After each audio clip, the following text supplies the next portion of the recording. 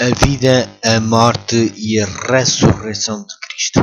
Na vida de Cristo, de perfeita obediência à vontade de Deus e em seu sofrimento, morte e ressurreição, Deus proveu o único meio de expiação do pecado humano, de modo que os que aceitam esta expiação pela fé possam ter vida eterna e toda a criação compreenda melhor o infinito e santo amor do Criador.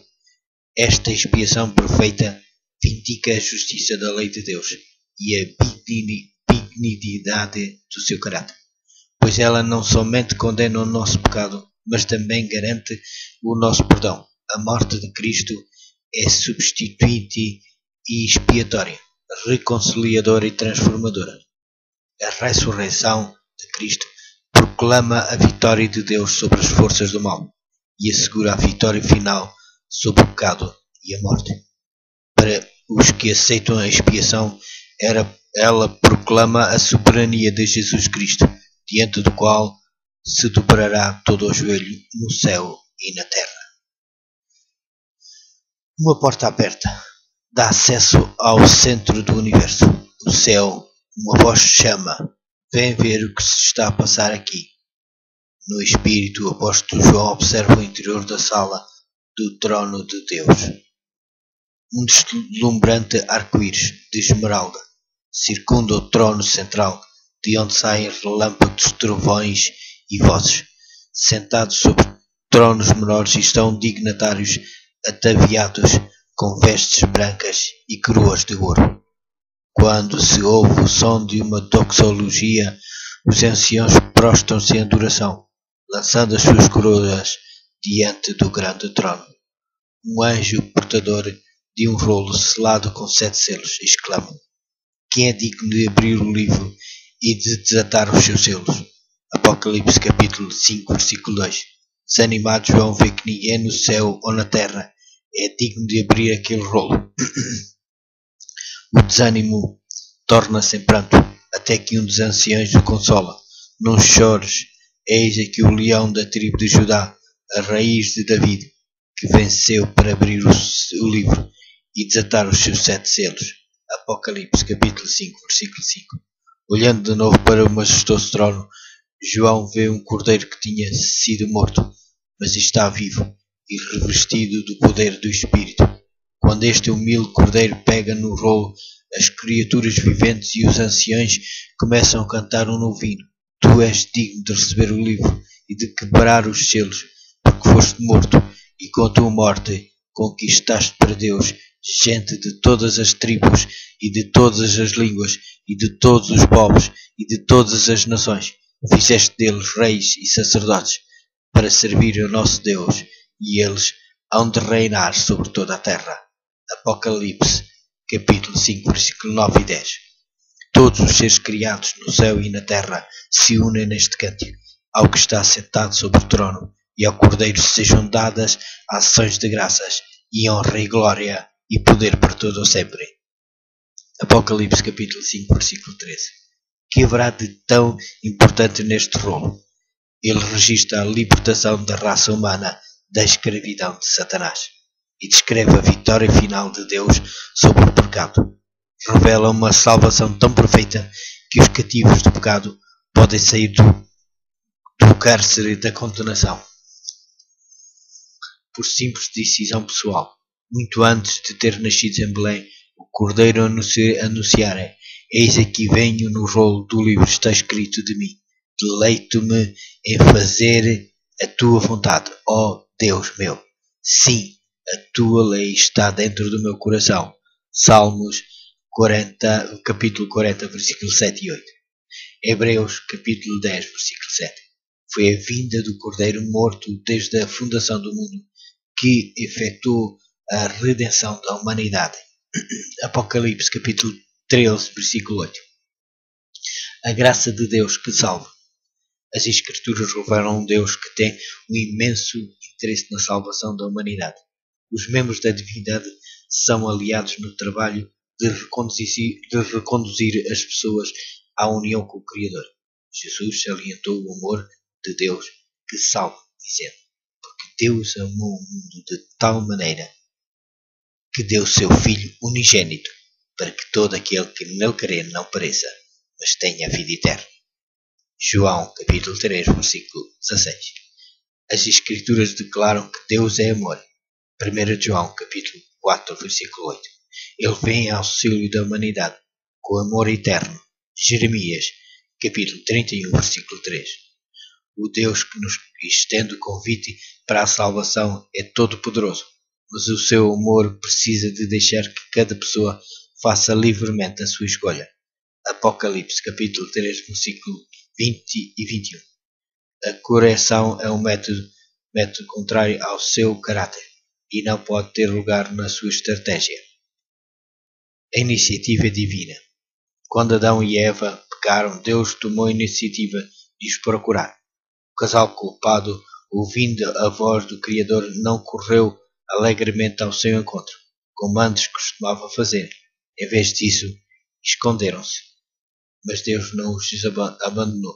Chamou com toda a persistência. Por Adão, onde estás? Com profunda tristeza descreveu-lhes Deus as consequências da desobediência, a dor, as dificuldades que haveriam de enfrentar. Porém, na situação de desespero em que se encontravam, o Senhor revelou-lhes um plano maravilhoso, prometendo-lhes a vitória final sobre o pecado e a morte. Gênesis capítulo 3, versículo 15. Graça ou justiça.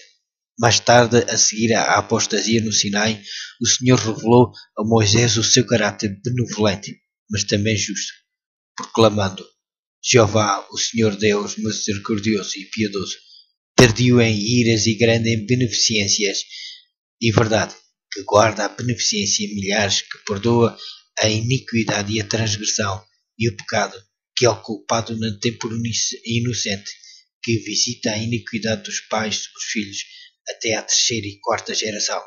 Êxodo capítulo 34, versículos 6 e 7. O caráter de Deus revela uma fusão peculiar de graça e justiça, um desejo de perdoar e uma relutância em limpar o culpado. Só na pessoa de Cristo é que conseguimos compreender como se podem conciliar estas qualidades de caráter. Perdoar ou castigar. Durante as épocas de apostasia de Israel, Deus muitas vezes pleiteou ansiosamente com as pessoas para que reconhecessem a sua iniquidade e voltassem para ele. Jeremias, capítulo 3, versículo 12 ao 14.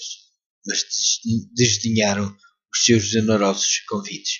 Jeremias, capítulo 5, versículo 3. Uma atitude obstinada de desprezo pelo perdão torna o castigo inevitável. Salmos, capítulo 7, versículo 12.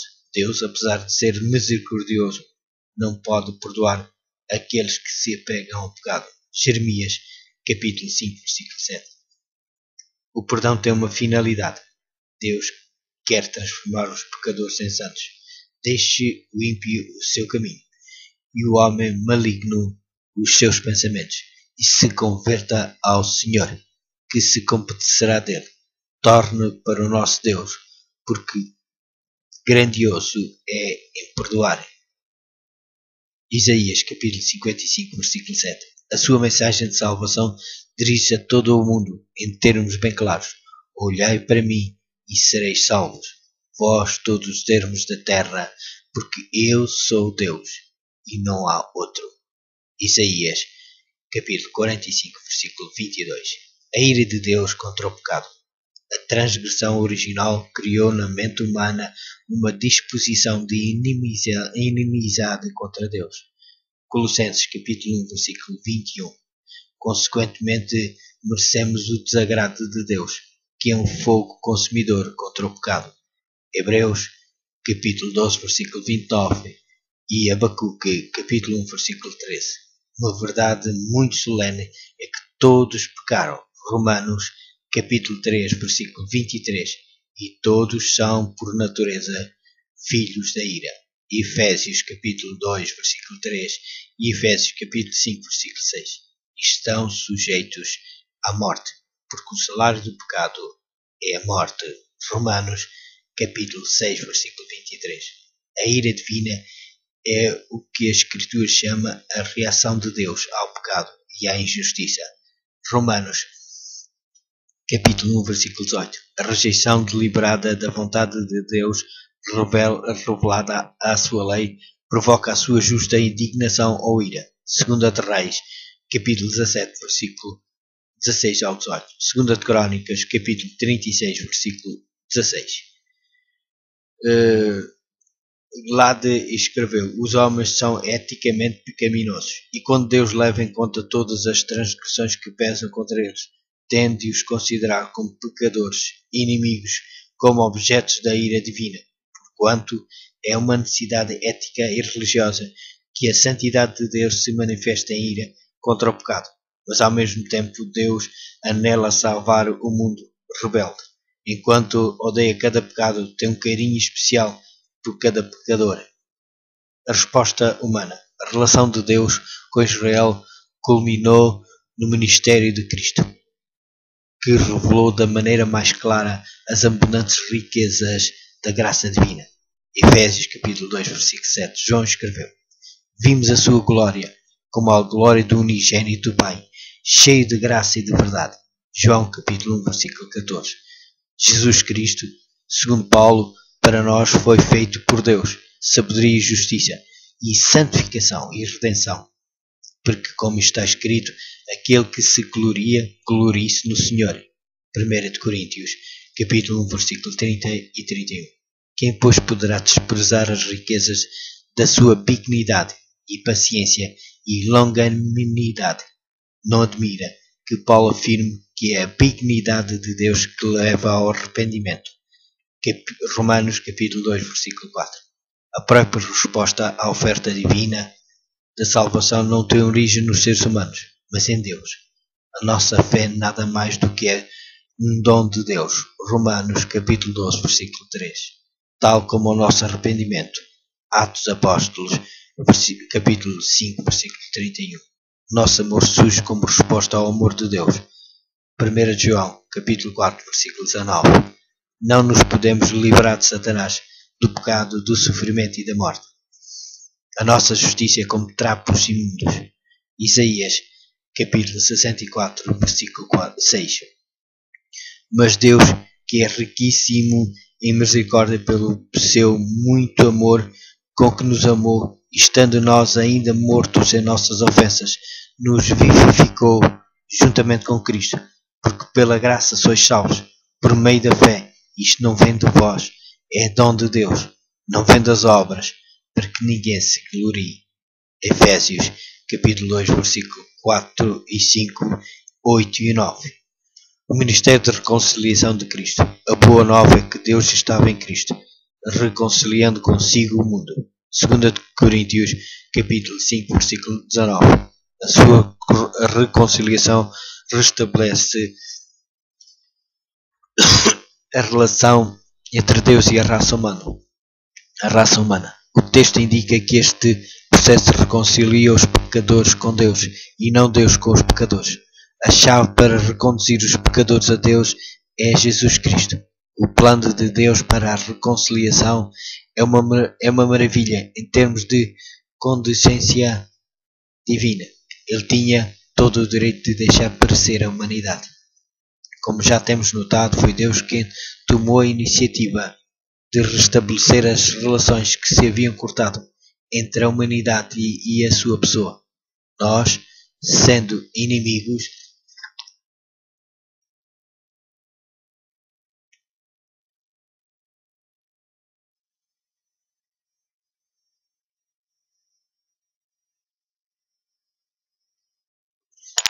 como já temos notado, foi Deus quem tomou a iniciativa de restabelecer as relações que se haviam cortado entre a humanidade e a sua pessoa. Nós, sendo inimigos de Deus, disse Paulo, fomos reconciliados com Deus pela morte do seu Filho. Romanos capítulo 5, versículo 10. Consequentemente, também nos gloriamos em Deus por nosso Senhor Jesus Cristo, pelo qual agora alcançamos a reconciliação. Romanos capítulo 5, versículo 11. O processo de reconciliação relaciona-se com a expiação. Muitos cristãos limitam o termo expiação exclusivamente aos efeitos remissórios da encarnação, do sofrimento e da morte de Cristo. Nos serviços do santuário, porém, a expiação não envolvia apenas a morte do cordeiro sacrificial, mas incluía também a ministração pelo sacerdote do sangue derramado no próprio santuário. Está em Levíticos, capítulo 4, versículo 20, 26 e 35. E Levítico, capítulo 16, versículo 15 ao 18 e versículo 32 e 33. Portanto, de acordo com esta definição bíblica, o termo pode referir-se tanto à morte de Cristo como ao seu ministério de intercessão no santuário celeste. Ali, como sumo sacerdote, ele aplica os benefícios do seu perfeito e completo sacrifício expiatório, de maneira a conseguir a reconciliação dos seres humanos com Deus. Vince Taylor observou também que a doutrina da expiação tem dois aspectos. Primeiro, o ato salvador de Cristo.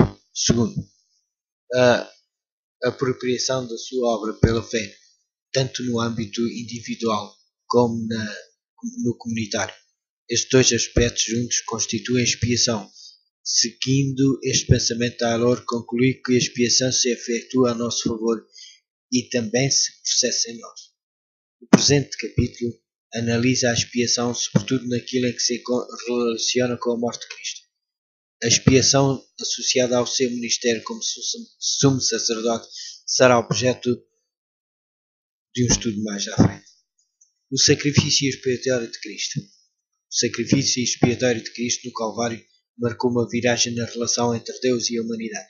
Como resultado da reconciliação, embora exista um registro dos pecados das pessoas, Deus não tem em conta esses pecados contra elas. 2 Coríntios, capítulo 5, versículo 19. Isto não significa que Deus dispensa o castigo ou que o pecado tenha deixado de provocar a sua ira. Significa, sim, que Deus encontrou um meio de conceder o perdão aos pecadores arrependidos, salvaguardando ao mesmo tempo a justiça da sua lei eterna. A morte de Cristo foi necessária para que um Deus de amor pudesse manter a sua justiça e integridade de caráter. A morte expiatória de Cristo tornou-se uma necessidade moral e legal. A justiça de Deus exige que o pecado seja julgado. Portanto, Deus tem de executar juízo sobre o pecado e, consequentemente, sobre o pecador. Na execução desse juízo, o Filho de Deus tomou o nosso lugar, o lugar do pecador, de acordo com a vontade do Pai. A expiação era necessária, porque o homem estava sob a ira justa de Deus. É nisto que reside o âmago do Evangelho, do perdão do pecado e o mistério da cruz de Cristo.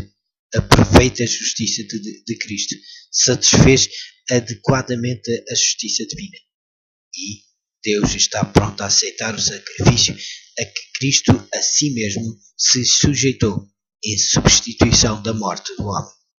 Aqueles que não quiseram aceitar o sangue expiatório de Cristo não recebem o perdão dos pecados e continuam sujeitos à ira de Deus. Conforme João diz, aquele que crê no Filho tem a vida eterna, mas aquele que não crê no Filho não verá a vida, mas a ira de Deus sobre ele permanece. Portanto, a cruz tanto é uma demonstração da misericórdia de Deus como da sua justiça. Deus entregou o Cristo como sacrifício de expiação pela fé no seu sangue. Fez isto para demonstrar a sua justiça, porque na sua paciência havia deixado impunes os pecados cometidos anteriormente. Fê-lo para demonstrar a sua justiça neste tempo presente, a fim de ser justo e justificador daquele que tem fé em Jesus. Romanos capítulo 3, versículo 25 e 26. A função do sacrifício expiatório. Foi o próprio Pai que entregou o Filho como sacrifício de expiação. Romanos capítulo 3, versículo 25. Propiciação. Romanos capítulo 3, versículo 25. Expiação. O emprego de Ilástia no Novo Testamento não tem nada a ver com a noção pagã de aplacar a ira de Deus ou apaziguar um Deus vingativo. arbitrário e caprichoso. O texto revela que Deus, por sua misericordiosa vontade, entregou Cristo como propiciação para a sua ira santa contra a culpa humana, porque aceitou Cristo como representante da humanidade e divino substituto para receber o castigo do pecado. Nessa perspectiva, podemos compreender a descrição de que Paulo faz da morte de Cristo como oferta e sacrifício a Deus, em cheiro suave. Efésios capítulo 5, versículo 2 e Gênesis capítulo 8, versículo 21. Êxodo capítulo 29, versículo 18 e Levítico capítulo 1, versículo 9. O sacrifício de si mesmo oferecido por Cristo é agradável a Deus, porque esta oferta sacrificial derrubou a barreira que existia entre Deus e o homem, pecador, na medida em que Cristo suportou inteiramente a ira divina contra o pecado do homem em Cristo. A ira de Deus não se transforma em amor, mas é desviada do homem e suportada por ele próprio. A passagem de Romanos, capítulo 3, versículo 24, também nos revela que, pelo sacrifício de Cristo, o pecado é expiado e suprimido. A expiação tem especialmente que ver com o efeito do sangue expiatório de Cristo, o pecador arrependido. Este último experimenta o perdão, a eliminação da culpa pessoal e a purificação do pecado. Cristo, o vicário portador do pecado. As Escrituras apresentam Cristo como o portador do pecado da raça humana. Numa linguagem profética profunda, Isaías diz que ele foi ferido pelas nossas transgressões e moído pelas nossas iniquidades. O Senhor fez cair sobre ele a iniquidade de nós todos. Ao Senhor agradou moê-lo, fazendo-o enfermar por expiação do pecado. Ele levou sobre si o pecado de muitos. Isaías, capítulo 53, versículos 5 e 6, e 10 e 12. Gálatas, capítulo 1, versículo 4. Paulo tinha em mente esta profecia quando disse: Cristo morreu pelos nossos pecados, segundo as Escrituras. Estes textos apontam para um conceito importante no plano da salvação. Os pecados e a culpa que nos contaminaram podem ser transferidos para o nosso portador do pecado, ficando nós limpos. Salmos, capítulo 51, versículo 10. As cerimônias sacrificiais do santuário do Antigo Testamento revelavam o papel de Cristo. Ali, a transferência do pecado do pecador arrependido para o Cordeiro inocente simbolizavam a sua transferência para Cristo, o portador do pecado. A função do sangue. O sangue tinha uma função central nos sacrifícios de expiação do serviço do santuário. Deus tomou providência quanto à expiação quando disse: a vida da carne está no sangue. Eu vos tenho dado para fazer expiação pelas vossas almas. A seguir à morte do animal, o sacerdote tinha de utilizar-lhe o sangue para que o perdão fosse concedido. O Novo Testamento revela que as cerimônias do Antigo Testamento para a obtenção do perdão da purificação e da reconciliação por meio do sangue substituto se cumpriram no sangue do sacrifício de Cristo, no Calvário, estabelecendo o contraste com o antigo sistema, diz o Novo Testamento. Quando mais, pois o sangue de Cristo, que pelo Espírito Eterno se ofereceu a si mesmo, imaculado a Deus, purifica as nossas consciências dos atos que levam à morte, para que possamos servir ao Deus vivo. Hebreus, capítulo 9, versículo 14. O derramamento do seu sangue realizou a expiação pelo pecado. Romanos, capítulo 3, versículo 25. João disse que pelo amor que nos tem Deus enviou seu Filho para propiciação pelos nossos pecados. 1 João, capítulo 4, versículo 10. Sacrifício expiatório. Resumo o ato objetivo divino da reconciliação foi realizado por meio do sangue propiciatório e expiatório de Cristo, seu Filho, no sacrifício de si mesmo. Deste modo, Deus é ao mesmo tempo quem oferece e quem aceita a reconciliação. Cristo o resgate. Quando os seres humanos caíram sob o domínio do pecado, ficaram sujeitos à condenação e à maldição da lei de Deus. Romanos, capítulo 6, versículo 4 e Gálatas, capítulo 3, versículo 10 ao 13. Como escravos do pecado, Romanos, capítulo 6, versículo 17, condenados à morte, não conseguiam escapar. Nenhum homem, de modo algum, pôde remir a seu irmão ou dar a Deus o resgate dele. Salmos, capítulo 49, versículo 7. Só Deus possui o poder de remir.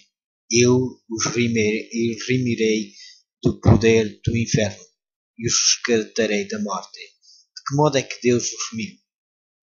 Por meio de Jesus, o qual testificou que não veio para ser servido, mas para servir e para dar a sua vida em resgate de muitos.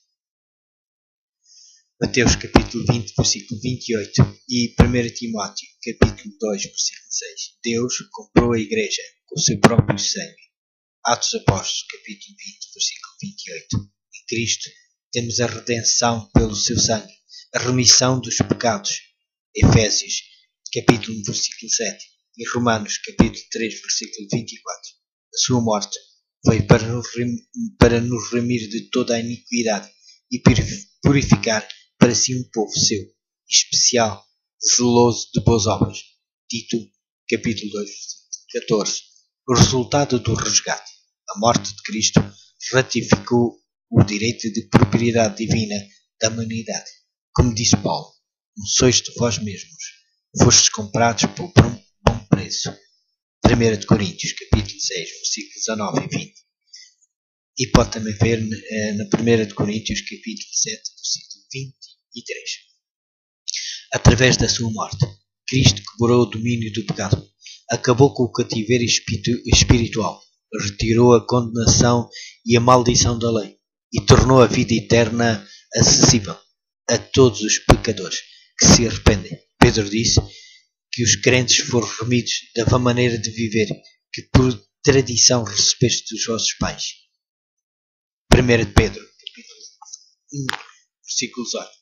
Paulo escreveu que aqueles que foram libertados da escravidão do pecado e do seu mortífero fruto estão agora ao serviço de Deus, com o fruto para a santificação e, por fim, a vida eterna. Romanos, capítulo 6, versículo 22. Ignorar ou negar. O princípio do resgate seria desperdiçar o verdadeiro âmago do Evangelho da Graça e negar o mais profundo motivo da nossa gratidão ao Cordeiro de Deus. Este princípio está no centro das doxologias, cantadas na sala do trono celeste. Foste morto e com teu sangue compraste para Deus pessoas de toda a tribo, língua, povo e nação. Fizeste delas um reino e sacerdotes para servir ao nosso Deus, e reinarão sobre toda a terra. Apocalipse, capítulo 5, versículo 9 e 10. Cristo, o representante da humanidade. Tanto Adão como Cristo, o último Adão, ou segundo homem, representam toda a humanidade. Enquanto o nascimento natural fez pesar sobre cada pessoa as consequências da transgressão.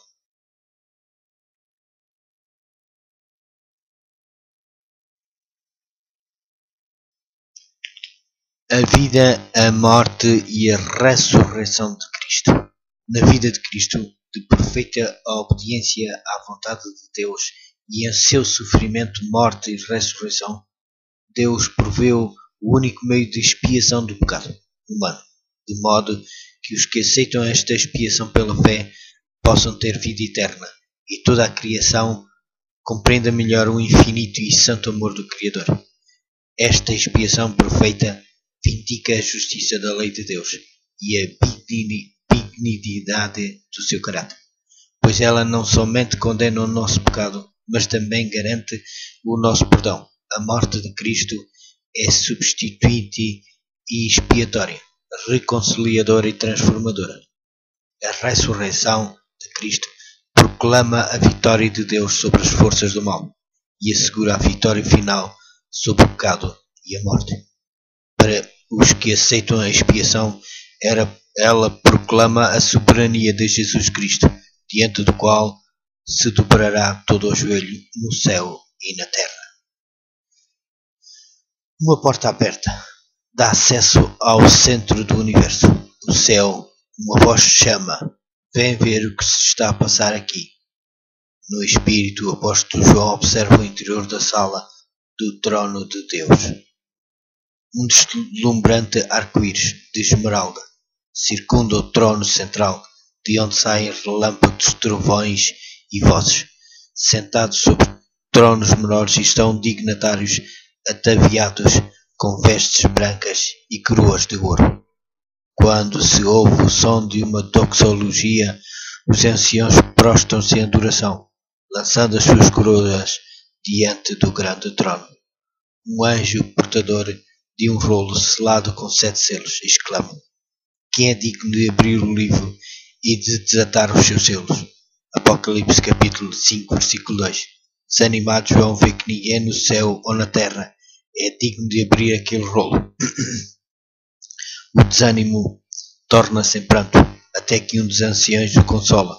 Não chores, eis aqui o leão da tribo de Judá, a raiz de David, que venceu para abrir o livro e desatar os seus 7 selos. Apocalipse capítulo 5, versículo 5.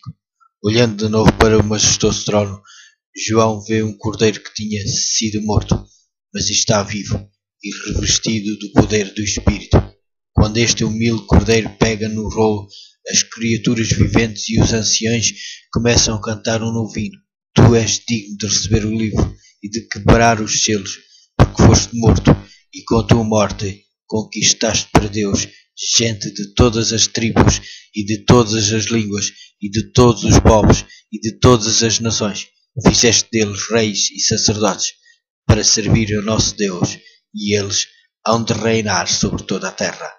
Apocalipse capítulo 5, versículo 9 e 10. Todos os seres criados no céu e na terra se unem neste cântico ao que está sentado sobre o trono, e ao Cordeiro sejam dadas ações de graças e honra e glória e poder por todo o sempre. Apocalipse capítulo 5, versículo 13. Que haverá de tão importante neste rolo? Ele registra a libertação da raça humana da escravidão de Satanás e descreve a vitória final de Deus sobre o pecado. Revela uma salvação tão perfeita que os cativos do pecado podem sair do cárcere da condenação por simples decisão pessoal. Muito antes de ter nascido em Belém, o Cordeiro anunciara: eis aqui venho, no rolo do livro está escrito de mim: deleito-me em fazer a tua vontade, ó Deus meu. Sim, a tua lei está dentro do meu coração.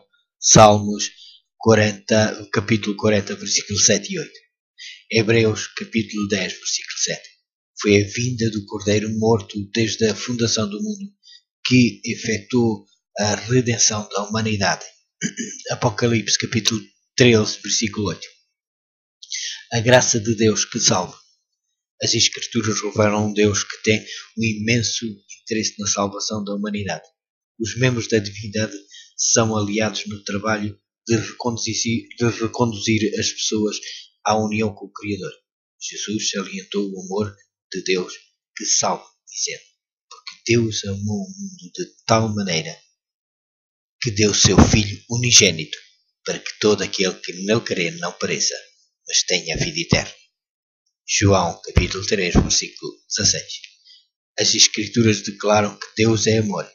1 João capítulo 4, versículo 8. Ele vem em auxílio da humanidade com amor eterno. Jeremias capítulo 31, versículo 3.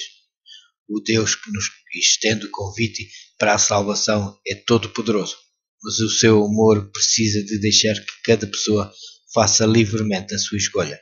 Apocalipse capítulo 3, versículo 20 e 21. A correção é um método contrário ao seu caráter e não pode ter lugar na sua estratégia. A iniciativa divina. Quando Adão e Eva pecaram, Deus tomou a iniciativa de os procurar. O casal culpado, ouvindo a voz do Criador, não correu alegremente ao seu encontro, como antes costumava fazer. Em vez disso, esconderam-se. Mas Deus não os abandonou. Chamou com toda a persistência. Por Adão, onde estás? Com profunda tristeza descreveu-lhes Deus as consequências da desobediência, a dor, as dificuldades que haveriam de enfrentar. Porém, na situação de desespero em que se encontravam, o Senhor revelou-lhes um plano maravilhoso, prometendo-lhes a vitória final sobre o pecado e a morte. Gênesis capítulo 3, versículo 15. Graça ou justiça. Mais tarde, a seguir à apostasia no Sinai, o Senhor revelou a Moisés o seu caráter benevolente, mas também justo, proclamando: Jeová, o Senhor Deus, misericordioso e piedoso, tardio em iras e grande em beneficências e verdade, que guarda a beneficência em milhares, que perdoa a iniquidade e a transgressão e o pecado, que ao culpado não tem por inocente, que visita a iniquidade dos pais sobre os filhos, até à terceira e quarta geração. Êxodo, capítulo 34, versículos 6 e 7. O caráter de Deus revela uma fusão peculiar de graça e justiça, um desejo de perdoar e uma relutância em limpar o culpado. Só na pessoa de Cristo é que conseguimos compreender como se podem conciliar estas qualidades de caráter. Perdoar ou castigar. Durante as épocas de apostasia de Israel, Deus muitas vezes pleiteou ansiosamente com as pessoas para que reconhecessem a sua iniquidade e voltassem para ele. Jeremias, capítulo 3, versículo 12 ao 14. Mas desdenharam os seus generosos convites. Jeremias, capítulo 5, versículo 3. Uma atitude obstinada de desprezo pelo perdão torna o castigo inevitável. Salmos, capítulo 7, versículo 12. Deus, apesar de ser misericordioso, não pode perdoar aqueles que se apegam ao pecado. Jeremias, capítulo 5, versículo 7. O perdão tem uma finalidade. Deus quer transformar os pecadores em santos. Deixe o ímpio o seu caminho e o homem maligno os seus pensamentos, e se converta ao Senhor, que se compadecerá dele. Torne para o nosso Deus, porque grandioso é em perdoar. Isaías, capítulo 55, versículo 7. A sua mensagem de salvação dirige-se a todo o mundo, em termos bem claros. Olhai para mim e sereis salvos, vós todos os termos da terra, porque eu sou Deus e não há outro. Isaías, capítulo 45, versículo 22. A ira de Deus contra o pecado. A transgressão original criou na mente humana uma disposição de inimizade contra Deus.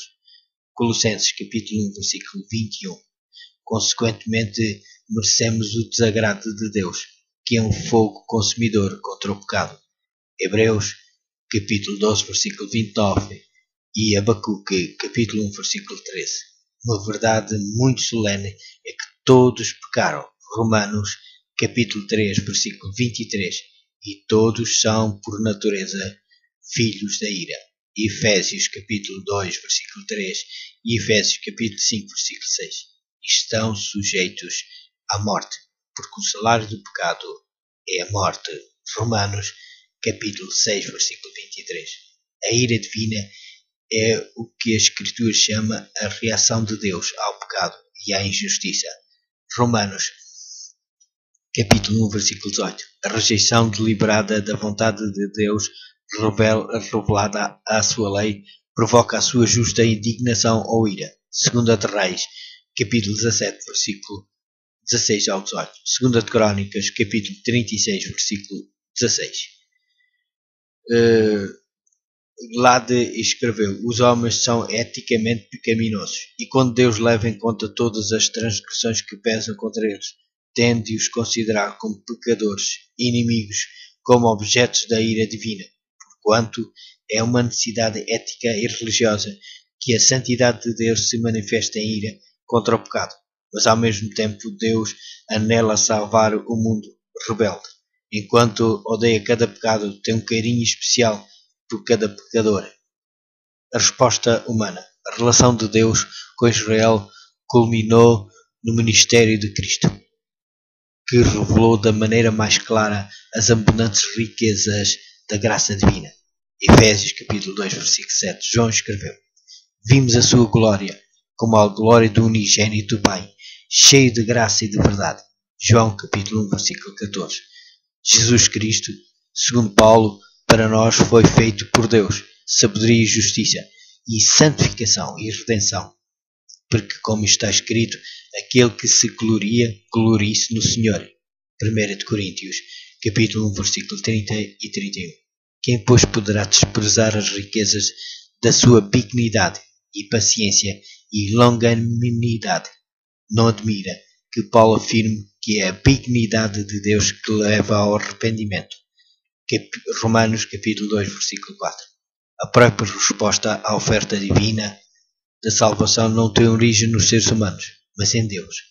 A nossa fé é nada mais do que um dom de Deus. Romanos capítulo 12, versículo 3. Tal como o nosso arrependimento. Atos Apóstolos capítulo 5, versículo 31. Nosso amor surge como resposta ao amor de Deus.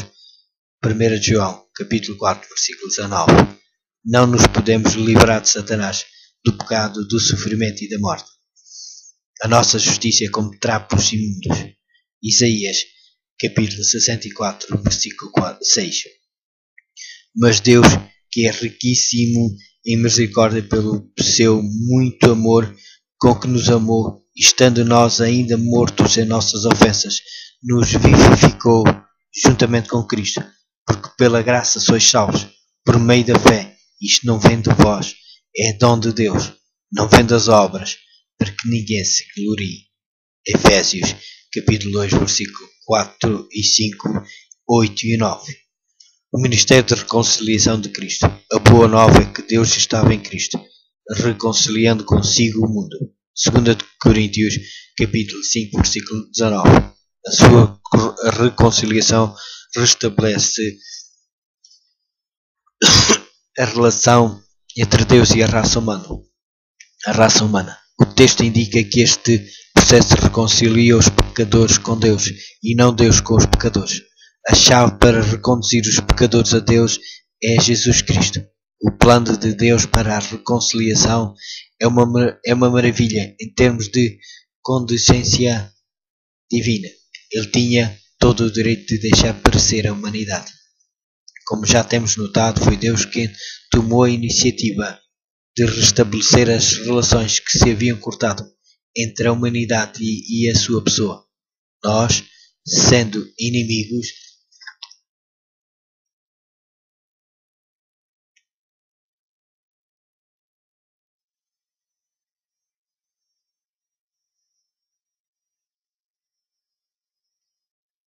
Cristo, o representante da humanidade, tanto Adão como Cristo, o último Adão ou segundo homem, 1 Coríntios capítulo 15, versículo 45 e 47, representa toda a humanidade, enquanto o nascimento natural faz pesar sobre cada pessoa as consequências da transgressão de Adão.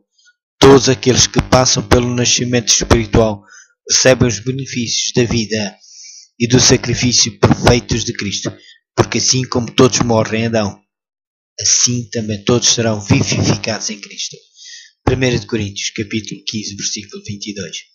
A desobediência de Adão trouxe o pecado, a condenação e a morte a todos os seres humanos. Cristo inverteu o sentido desta tendência. No seu grande amor sujeitou-a ao juízo divino pronunciado sobre o pecado e tornou-se o representante da humanidade. A sua morte vicária permitiu que os pecadores fossem libertos da penalidade do pecado e recebessem o dom da vida eterna. 2 Coríntios capítulo 5, versículo 21, Romanos capítulo 6, versículo 23 e 1 Pedro capítulo 3, versículo 18. As Escrituras ensinam claramente a natureza universal da morte vicária de Cristo. Pela graça de Deus, Ele provou a morte por todos. Hebreus capítulo 2, versículo 9. À semelhança de Adão, todos pecaram. Romanos capítulo 5, versículo 12. Portanto, todos experimentam a morte, a primeira morte, a morte que Cristo provou por todos, Foi a segunda morte, a maldição completa da morte. Apocalipse, capítulo 20, versículo 6. A vida de Cristo e a salvação. Porque se nós, sendo inimigos, fomos reconciliados com Deus pela morte do seu Filho, muito mais, estando já reconciliados, seremos salvos pela sua morte.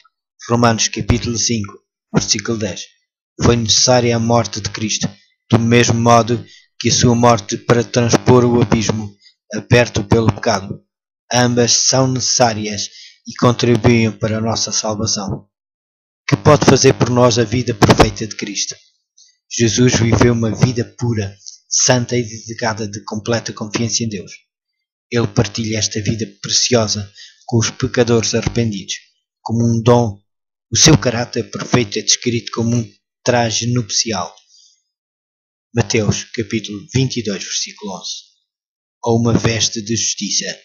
Está no Antigo Testamento, no Isaías, capítulo 61, versículo 10. Que ele oferece para substituir os trapos que são a tentativa humana de conseguir a justiça. Isaías, capítulo 64, versículo 6. Apesar da nossa corrupção humana, quando nos submetemos a Cristo, nosso coração une-se ao seu. A nossa vontade funde-se com a sua. A nossa mente torna-se a mesma que a sua. Os nossos pensamentos ficam presos a ele. Vivemos a sua vida. Vestimos as suas vestes de justiça. Quando olha para o pecador crente arrependido, Deus não vê a nudez ou a deformidade do pecado, mas a veste de justiça, feita da obediência perfeita de Cristo, à lei. Ninguém pode ser verdadeiramente justo sem estar coberto por esta veste. Na parábola do vestido de núpcias, o convidado que chegou com o seu próprio vestido não foi expulso por descrença. Ele tinha aceitado o convite para o banquete.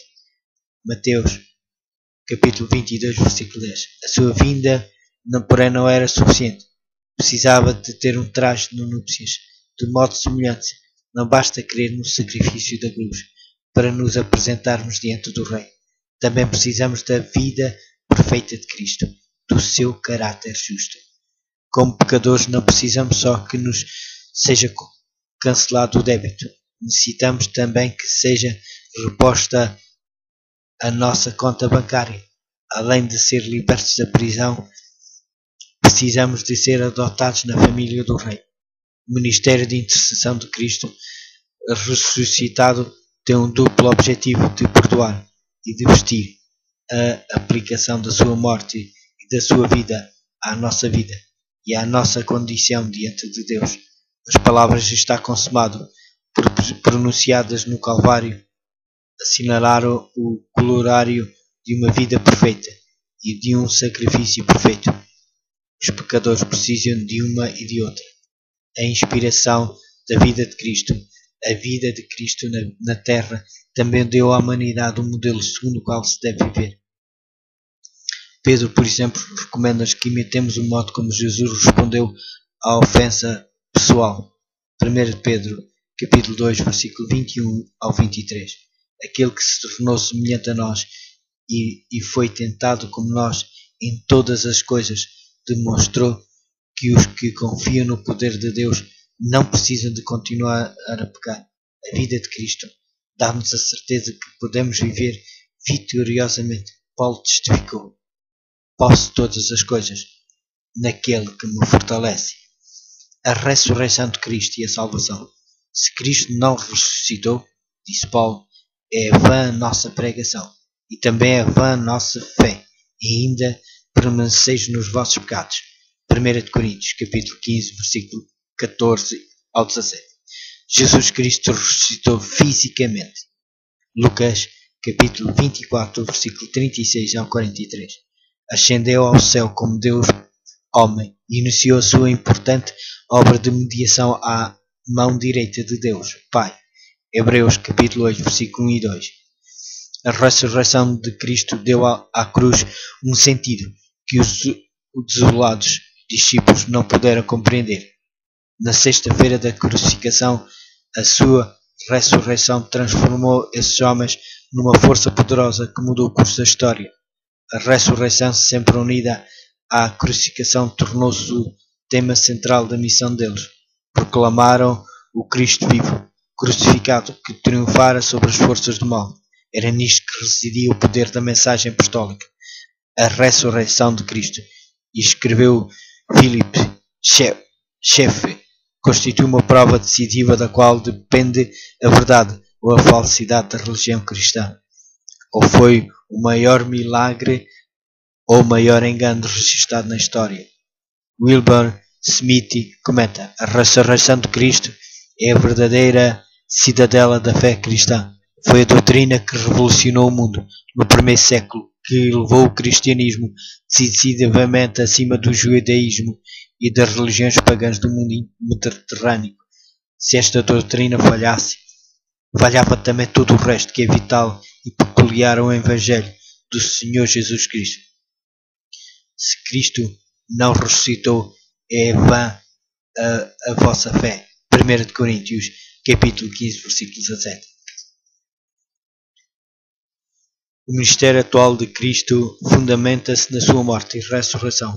Se por um lado o sacrifício do Calvário foi suficiente e completo, por outro, sem a ressurreição não teríamos qualquer garantia de que Cristo houvesse terminado com êxito a sua missão divina na Terra.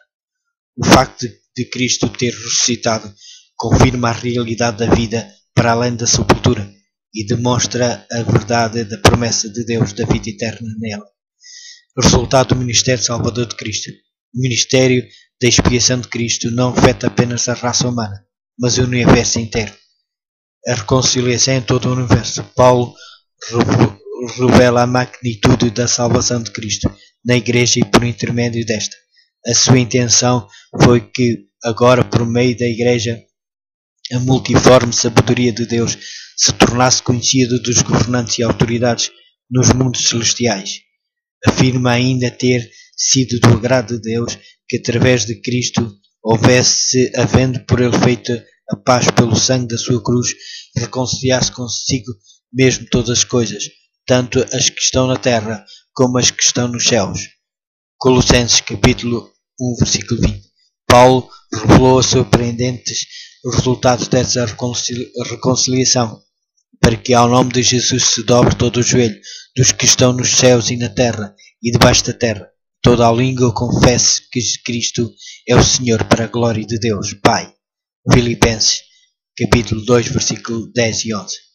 A vindicação da lei de Deus. O perfeito sacrifício expiatório de Cristo exaltou a justiça e a bondade ou rectidão da santa lei de Deus.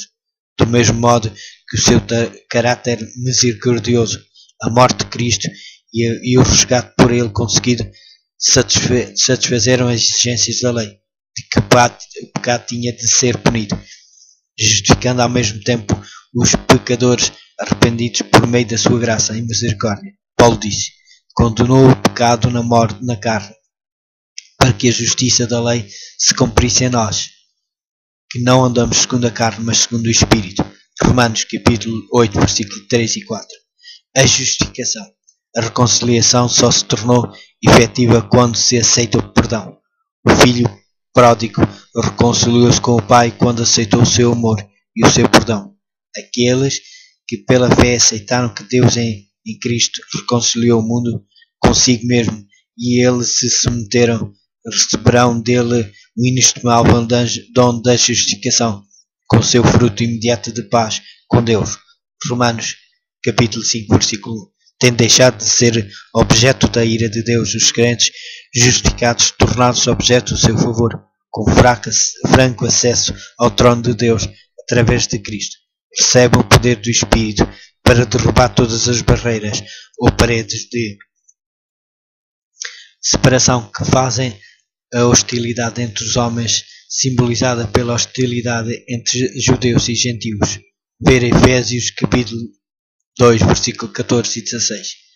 A futilidade da salvação pelas obras.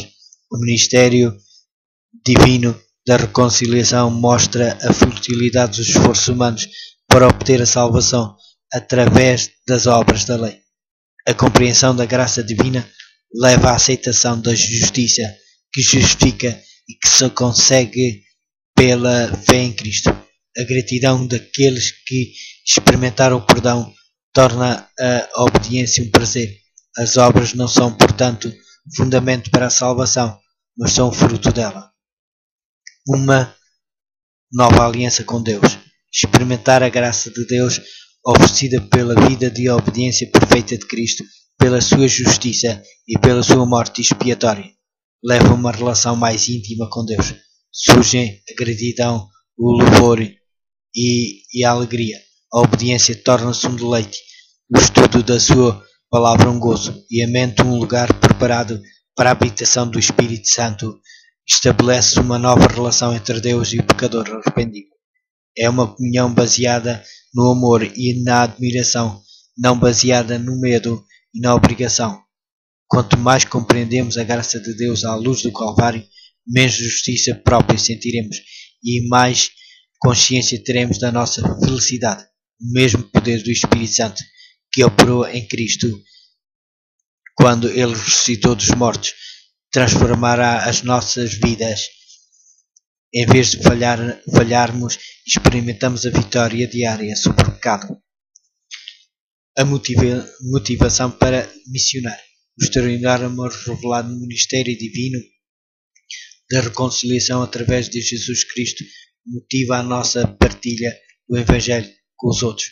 Depois de o havermos experimentado nós mesmos, não conseguimos guardar em segredo o conhecimento que Deus não imputou pecado àqueles que aceitaram o sacrifício de Cristo pelos seus pecados. Transmitiremos aos outros o comovente convite do Evangelho. Reconciliai-vos com Deus. Aquele que não conhecera o pecado, Deus o fez pecado por causa de nós, a fim de que por ele nos tornemos justiça de Deus. 2 Coríntios capítulo 5, versículo 20 e 21. E também tem 1 João capítulo 15, versículo 1 ao 10. A morte e a vida e a ressurreição de Cristo, aquilo que Cristo fez por nós, a nossa esperança, uma nova relação com Deus, experimentar a graça divina oferecida pela vida de obediência perfeita de Cristo, pela sua justiça e pela sua morte expiatória, leva a uma relação mais íntima com Deus. Surgem a gratidão, o louvor e a alegria e a obediência para Deus.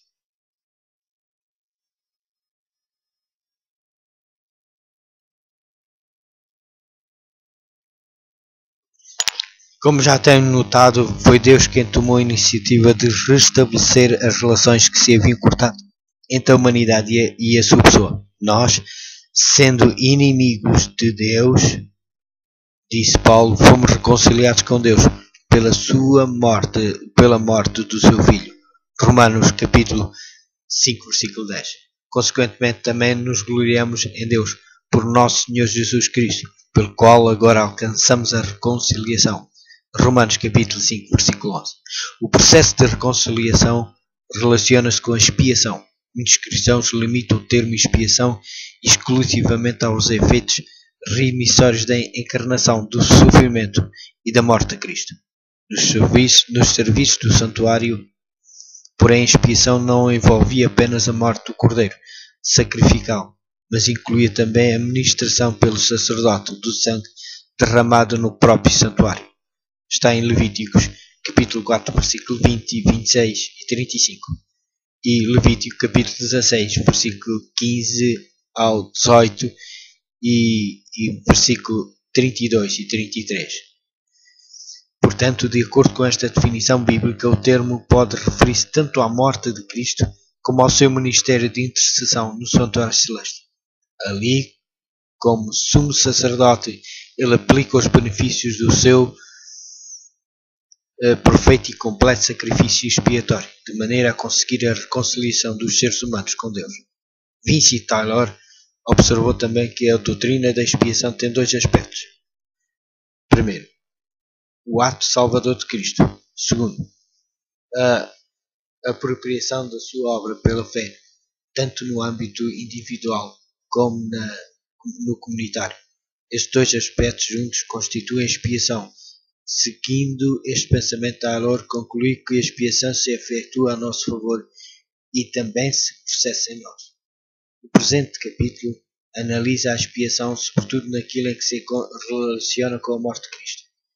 A expiação associada ao seu ministério como sumo sacerdote será objeto de um estudo mais à frente. O sacrifício expiatório de Cristo. O sacrifício expiatório de Cristo no Calvário marcou uma viragem na relação entre Deus e a humanidade. Como resultado da reconciliação, embora exista um registro dos pecados das pessoas, Deus não tem em conta esses pecados contra elas.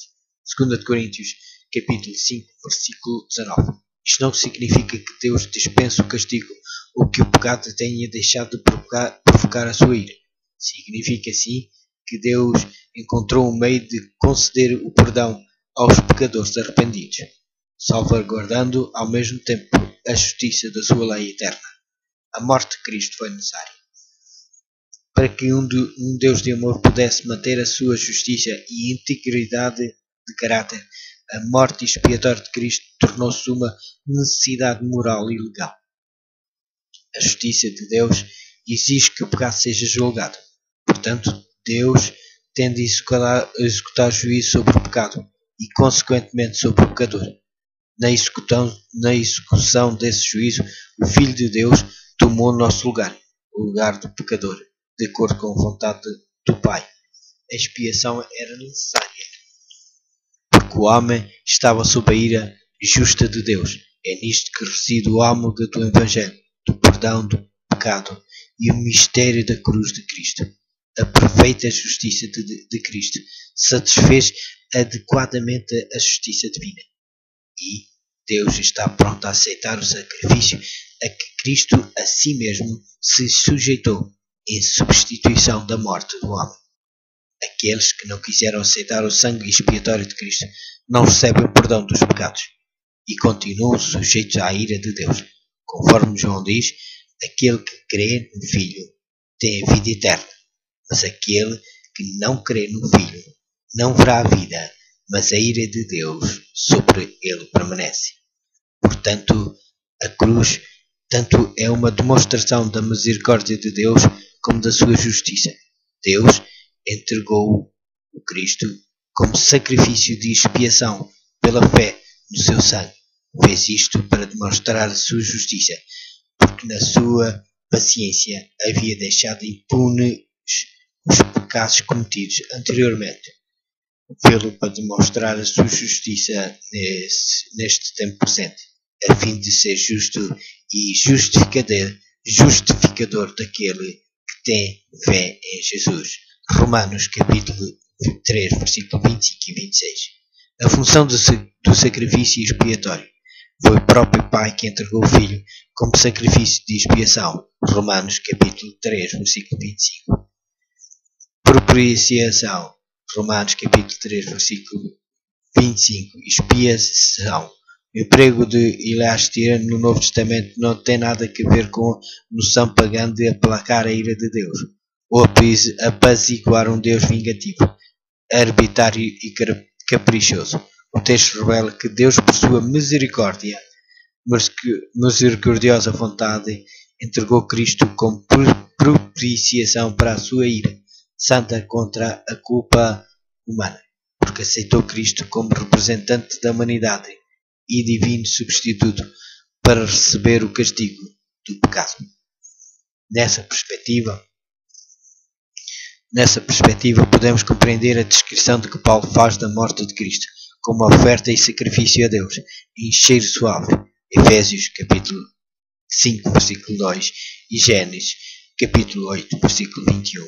Êxodo capítulo 29, versículo 18 e Levítico capítulo 1, versículo 9. O sacrifício de si mesmo oferecido por Cristo é agradável a Deus, porque esta oferta sacrificial derrubou a barreira que existia entre Deus e o homem, pecador, na medida em que Cristo suportou inteiramente a ira divina contra o pecado do homem em Cristo. A ira de Deus não se transforma em amor, mas é desviada do homem e suportada por ele próprio. A passagem de Romanos capítulo 3, versículo 24 também nos revela que pelo sacrifício de Cristo o pecado é expiado e suprimido. A expiação tem especialmente que ver com o efeito do sangue expiatório de Cristo, o pecador arrependido. Este último experimenta o perdão, a eliminação da culpa pessoal e a purificação do pecado. Cristo, o vicário portador do pecado. As Escrituras apresentam Cristo como o portador do pecado da raça humana.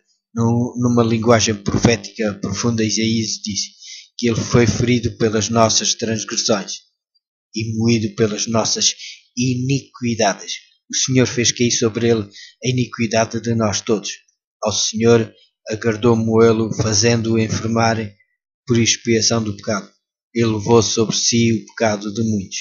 Isaías, capítulo 53, versículos 5 e 6, e 10 e 12. Gálatas, capítulo 1, versículo 4. Paulo tinha em mente esta profecia quando disse: Cristo morreu pelos nossos pecados, segundo as Escrituras. Estes textos apontam para um conceito importante no plano da salvação. Os pecados e a culpa que nos contaminaram podem ser transferidos para o nosso portador do pecado, ficando nós limpos. Salmos, capítulo 51, versículo 10. As cerimónias sacrificais do santuário do Antigo Testamento revelavam o papel de Cristo. Ali, a transferência do pecado do pecador arrependido para o Cordeiro inocente simbolizavam a sua transferência para Cristo, o portador do pecado. A função do sangue. O sangue tinha uma função central nos sacrifícios de expiação do serviço do santuário. Deus tomou providência quanto à expiação quando disse: a vida da carne está no sangue. Eu vos tenho dado para fazer expiação pelas vossas almas.